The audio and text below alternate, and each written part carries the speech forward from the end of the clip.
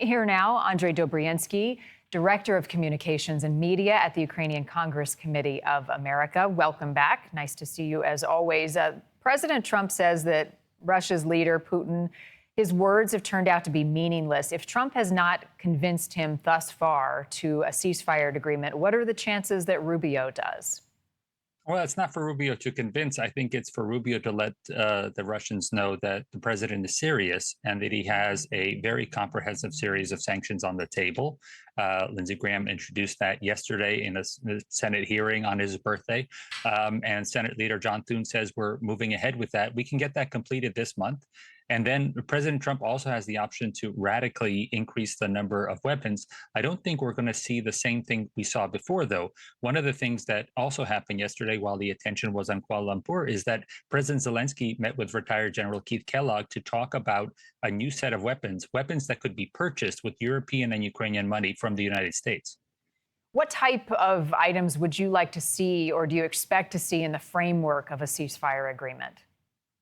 Well, first and foremost, we need to see a ceasefire. Ukraine has actually put out a ceasefire framework back in 2022 when they said we shouldn't have anything happening around nuclear power plants. There are still Russian munitions, armaments that are being kept at that large nuclear power plant. So we need to make sure that we have those things off limits, get back to the rules of war. And this year alone, we've had 5 hospitals almost destroyed by Russian rockets. 3 times the number of children have died in the last 3 months, as opposed to the period before then. So there's clearly a ratcheting up of war crimes happening by Russia. And what could be done is not only a full swap of prisoners ASAP, but a release of the majority, or I would say all of the 20,000 children that have been kidnapped from Ukraine. I'm glad you brought up the children. I was hearing a report this morning that when countries go to war, the children are often most impacted and most greatly for the longest amount of time. If Putin does not want a ceasefire, then what? Then we ratchet up the pressure. That's what we did with Iran.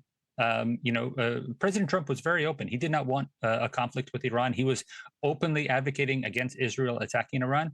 But when push came to shove, he needed to make a statement. Now, we're not going to, as Secretary of State Mike Pompeo said, Ukraine isn't asking for the 82nd Airborne.